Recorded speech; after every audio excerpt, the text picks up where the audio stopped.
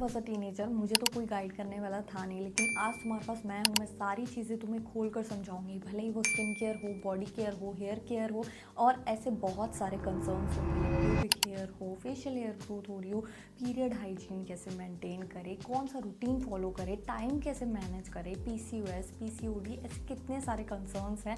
तो कैसे इन सब से डील करें, वो सारी बातें मैं आज आपके साथ शेयर करने वाली हूँ। Without a further time let's get started with the video. And अपनी फ्रेंड्स के साथ शेयर करना बिल्कुल मत भूलना, ताकि उनकी भी थोड़ी हेल्प हो। सबसे पहले बात करते हैं स्किन केयर की। मैंने बहुत बड़ी गलती करी है लोगों की एडवाइस सुनकर, भले ही वो कोई सिरम हो, कोई मास्क हो या फिर होम रेमेडी हो। मैंने बहुत सारी चीज़ें लगाई हैं ब्रेकआउट्स देखकर कि हाँ मुझे ब्रेकआउट्स हो रहे हैं, मैं किसी की एडवाइस सुन लेती हूँ, मैं डरमैट पर नहीं गई। और यही मेरी सबसे बड़ी गलती है, तुम मत करना। हमेशा अगर आपको बजट नहीं है डरमैट पे जाने का, एक बेसिक्स का स्किन केयर रूटीन बना लो। कोई सा भी सिरम वगैरह मत ऐड करो। सबसे पहले क्लेंजर की बात करूँ तो मिनिमलिस्ट, चाहे आप ये सीटाफिल ले सकते हो। अगर आपकी ड्राई स्किन है तब आप ये सीटाफिल ट्राई कर सकते हो। अगर आपकी ऑयली स्किन है तो Minimalist can be a great option. और मॉइस्चराइजर के लिए सीटाफिल ले सकते हो for dry skin, and oily skin के लिए आप ले सकते हो ये oil free moisturiser from Dermaco. Doesn't matter घर पर हो या बाहर हो, सनस्क्रीन ज़रूर लगाना है। अगर आपकी ड्राई स्किन है तो विश केयर का ये फ्लूइड सनस्क्रीन लगा सकते हो, बहुत हाइड्रेटिंग है, ड्यूई लगता है फेस पे लगाने के बाद। अगर आपकी ऑयली स्किन है, एक्वालॉजिका का ये वाटरमेलन सनस्क्रीन अच्छे से सूट करता है। लिप बाम कोई सा भी हाइड्रेटिंग ले सकते हो, एक नीविया का भी ले सकते हो, चाहे फिर ये विश केयर का भी ले सकते हो। विश केयर के अंदर SPF 50 भी है जो कि सन से प्रोटेक्ट भी करेगा। तो ये दोनों ही लिप बाम मुझे पर्सनली बहुत पसंद है। अब आई नो आप लोगों को समझ आ गया होगा, क्लेंजर, मॉइस्चराइजर, सनस्क्रीन और एक lip balm, that is it for your skin care routine. अब जैसे हमने स्किन केयर भी बहुत सिंपल रखा है ना, वैसे हेयर केयर भी बहुत सिंपल रखेंगे ताकि ईजिली फॉलो हो पाए। वंस इन अ वीक आप चाहो तो हेयर ऑयल्स लगा सकते हो। अगर बाल बहुत ज़्यादा ऑयली है ना, हेयर ऑयल्स नहीं लगाए जाते, then you can go for such hair serum जो कि वाटर बेस्ड होते हैं, डेली बेसिस पे लगा सकते हो। इनके अंदर ग्रोथ एक्टिव्स होते हैं जो कि अच्छे से एब्जॉर्ब होते हैं, तो अच्छे से वर्क कर पाते हैं। रिडेंसिल, एनागाइन, ऐसे बहुत सारे ग्रोथ एक्टिव्स होते हैं। अगर आप अलग से भी पढ़ोगे ना इनके बारे में, then you will get to know. अब विश केयर और पिलग्रिम में इनमें से कुछ भी आप कोई एक लगा सकते हो। दोनों के इंग्रेडिएंट्स एकदम सेम है, मैंने दोनों ही ट्राई करे हैं। मैं अभी भी, मेरा ऑयली स्कैल्प है तो मैं यही दोनों प्रेफर करती हूँ फॉर ऑयली स्कैल्प। अगर आपके बाल बहुत ड्राई रहते हैं, आपको मतलब वंस इन अ वीक आपको लगता है मेरे बाल बहुत फ्रिजी रहते हैं, तो आप इन दोनों में से कोई भी हेयर ऑयल सेलेक्ट कर सकते हो। भले ही वो रोजमेरी हो, आर्गन ऑयल हो फ्रॉम पैराशूट, दोनों को मिक्स करके भी लगा सकते हो। बहुत अफोर्डेबल है, 200-300 में आ जाएंगे। लेकिन हेयर सिरम्स जो होते हैं वो डिज़ाइन होते हैं आपकी बालों की हेयर ग्रोथ के लिए, तो वो थोड़े एक्सपेंसिव पड़ेंगे, जो कि 1 मंथ तक आराम से चल जाएंगे। सो शैम्पू के लिए ये 2 ऑप्शन ट्राई कर सकते हो, ये लॉरियल का है और ये प्लम का है। दोनों ही बहुत हाइड्रेटिंग है, आपके स्कैल्प को बिल्कुल भी बहुत ज़्यादा ड्राई भी नहीं कर देंगे, बहुत ऑयली भी नहीं कर देंगे। कोई भी आप शैम्पू ले सकते हो, बहुत मल्टीपल शैम्पूज़ में नहीं इन्वेस्ट करना है। चाहे विश केयर का मल्टीपेप्टाइड कोई भी एक शैम्पू ले लो, उसको ना डबल क्लेंजिंग मेथड से यूज़ करो। सबसे पहले अपना जितना भी ऑयल और बिल्डअप है ना, उसके लिए आपको फर्स्ट टाइम यूज़ करना है हमेशा डाइल्यूट करके, ठीक है, पानी में मिक्स करके। उसके बाद सेकेंड वॉश में ना हमें क्लेंजिंग फैक्टर के लिए कि बालों को क्लीन करने के पर्पज़ से, तो 2 बारी आपको सेम शैम्पू से बालों को धोना है। और कभी भी लेंथ पे नहीं लगाना है, सिर्फ स्कैल्प को धोना है। उसके अलावा आपको लेंथ पे लगाओगे तो स्प्लिट एंड्स की प्रॉब्लम होगी, हेयर ग्रोथ नहीं होगी। कंडीशनर्स में ये दोनों ट्राई कर सकते हो, लॉरियल का कंप्लीट रेंज भी ले सकते हो, शैम्पू और कंडीशनर ये वाला। और डव का कंडीशनर भी बहुत हाइड्रेटिंग है। और ये कंडीशनर्स ना आपको डेली बेसिस पे नहीं यूज़ करने होते हैं कि वीकली आप डेली हर बारी लगा रहे हो। कभी कभी ओकेजनली लगाओ, so it's better, but avoid करा करो कंडीशनर्स भी। आई नो बालों को डिटैंगल करने में बहुत प्रॉब्लम होती है ना, तो ऐसे कोई सिरम में इन्वेस्ट कर लो जो कि आप, जैसे आपने हेड वॉश कर लिया तो आपको गीले बालों पे एंड्स पे लगा लेना है और उसको छोड़ देना है, उसको हटाना नहीं है। अब ये एंटी फ्रिज सिरम होते हैं जिससे बाल डिटैंगल अच्छे से हो जाते हैं। चाहे तो ये बायलाज का ले सकते हो या फिर ये लॉरियल का ले सकते हो। इसको 2-3 पंप्स आपको हाथ पे लेना है, अच्छे से ऐसे रब कर लेना है। उसके बाद लेंस पे लगा लोगे ना, बाल अच्छे से डिटैंगल भी हो जाएंगे, हल्की सी शाइन भी ऐड हो जाएगी। तो ये था हमारा हेयर केयर, जिसमें सबसे पहले कोई हेयर ऑयल या फिर हेयर सिरम लगा सकते हो फॉर द ग्रोथ। उसके बाद शैम्पू, उसके बाद कंडीशनर, वो आपको ओकेजनली लगा सकते हो, ऐसा मैंडेटरी नहीं है कंडीशनर लगाना।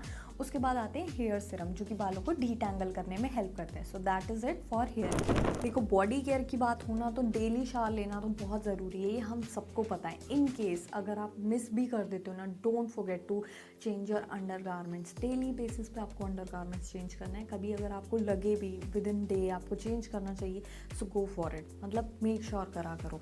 और दूसरी चीज़ ये कि हमेशा अपने अंडर गारमेंट जो हैं वो खुद से हाथ से वॉश करना प्रेफर करा करो ओवर द वॉशिंग मशीन। आप बाकी कपड़ों के साथ मत पटक दिया करो कि नहीं धुल जाएंगे। No, you have to use such disinfectant. मैं जो प्रेफर करती हूँ, आप नॉर्मल कोई भी बॉडी वॉश या जो भी आप प्रेफर करते हो, Surf Excel and all of that, वो भी यूज़ कर सकते हो। बट मैं पर्सनली कहूँ तो इस तरह के डिसइंफेक्टेंट में इन्वेस्ट करो जो कि बैक्टीरिया ट्रैप हो जाता है, किसी भी तरह का जर्म्स ट्रैप हो जाते हैं, वो इसके थ्रू क्लीन हो जाता है। काफ़ी हद तक कॉन्फिडेंस गिर जाता है अगर आपको कोई बॉडी ओडोर से रिलेटेड टोक दे। तो उससे पहले ना अपना परफ्यूम और डीओ लगाना अंडर आर्म्स में छोड़ दो, उसकी जगह रोल ऑन्स में इन्वेस्ट करो।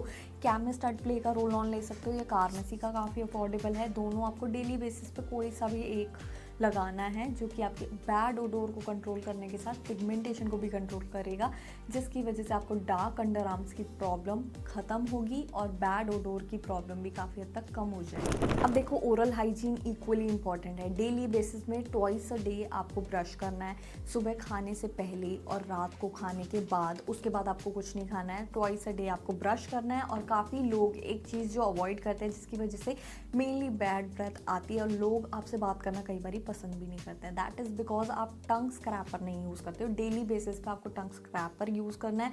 जितना भी टंग पे जितना भी आपका फूड स्टक हो जाता है, जितने टाइम तक रहता है, उसी से मेनली बैड ब्रेथ आती है। उसके बाद बारी आती है डेली बेसिस पे once in a day floss use करना। फ्लॉस से आपका जितना भी फूड स्टक होता है ना इन बिटवीन द टीथ, वो रिमूव हो जाता है। अब ड्यूरिंग दीज टीन ईयर्स ना बॉडी में बहुत सारे चेंजेस देखने को मिलेंगे। बॉडी स्ट्रक्चर में चेंजेस देखने को मिलेंगे। Body acne, face acne, facial hair growth, pubic hair growth, periods होना, ये सारी चीज़ें कॉमन हैं। लेकिन काफ़ी लोग क्या करते हैं ना, बहुत ज़्यादा डर जाते हैं, एंशियस हो जाते हैं। डरने की कोई बात नहीं है, एवरीथिंग इज़ अंडर कंट्रोल। आपको अगर प्यूबिक हेयर से रिलेटेड कोई इस टाइप का क्वेश्चन है माइंड में कि कैसे डील करें, क्या यूज़ करें, या तो आप ट्रिमर यूज़ कर सकते हो, बहुत पेनफुल भी नहीं रहता, साथ में आप कन्वीनियंट है, कहीं पे भी कैरी कर जा सकते हो। But I won't recommend you, काफ़ी ज़्यादा रिस्की भी रह सकता है अगर आपने अच्छे से यूज़ ना करा। उसके बाद आते हैं रेजर्स, जो कि मुझे पर्सनली बहुत अच्छे लगते हैं। फिर आते हैं वैक्सिंग जो कि आप किसी से करवा सकते हो, लेकिन वो भी कहीं ना कहीं काफ़ी लोग कंफर्टेबल नहीं होते हैं उस चीज़ के लिए और इरिटेट कर देता है स्किन को, वो चीज़ अलग है।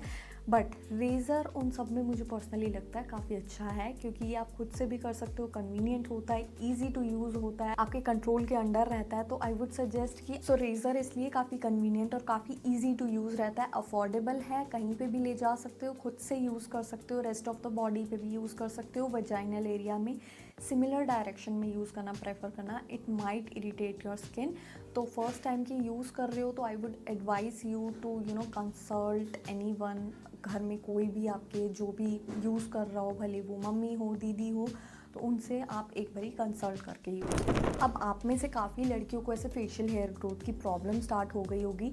You are not going to look manly, कोई डरने की बात नहीं है। आपकी फ्रेंड्स को नहीं हो रही just because their genetics are like that, उनको नहीं हो रही है, लेकिन दैट इज़ नॉट समथिंग कि आप मैनली लगने वाले हो। It's completely okay. चाहो तो वन टाइम इन्वेस्टमेंट कर सकते हो ब्रॉन के ट्रिमर में, जिसको आपको इस तरह से रोटेट करके सर्कुलर मोशन में यूज़ करना है।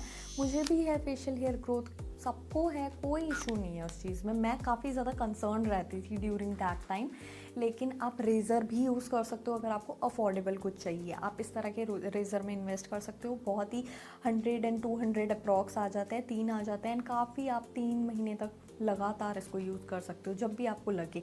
एलोवेरा जेल लगाना है, ग्लाइड करना है 45 डिग्री के एंगल से, बहुत कंप्लीटली सेफ ऑप्शंस हैं, दोनों में से कोई सा भी ले सकते हो। चाहो तो वैक्सिंग भी करा सकते हो, लेकिन ओवर द टाइम ना स्किन बहुत लूज़ होती है, एजिंग ज़्यादा जल्दी बढ़ जाती है। या फिर थ्रेडिंग भी काफ़ी सेफ ऑप्शन है। आप बाहर से पार्लर या सैलून वगैरह से जाके या घर में आपकी मम्मी दीदी को बोल सकते हो कि मुझे थ्रेडिंग करानी, बट वैक्सिंग और थ्रेडिंग दोनों ही बहुत पेनफुल होते हैं, मैं पर्सनली नहीं प्रेफर करती। If I talk about period hygiene, you can either use tampons या फिर सैनिटरी नैपकिन्स, पैंटी लाइनर्स, बहुत सारी चीज़ें आती हैं, लेकिन मैं जो पर्सनली आपको रेकमेंड करूँगी वो पीरियड पैंटीज़ होंगी, क्योंकि जो मेंस्ट्रुअल कप होते हैं, टैम्पॉन्स होते हैं, it's like inserting something in your body, तो वो थोड़ा अगर आपको प्रैक्टिस हो जाती है उससे बेटर चीज़ कोई भी नहीं है। लेकिन अगर आपको नहीं कंफर्ट चाहिए, वो चीज़ आपसे नहीं हो पा रही है, period panties can be a great option. बाकी सैनिटरी नैपकिन्स तो ऑलमोस्ट हर दूसरी लड़की यूज़ करती है। पैंटी लाइनर्स भी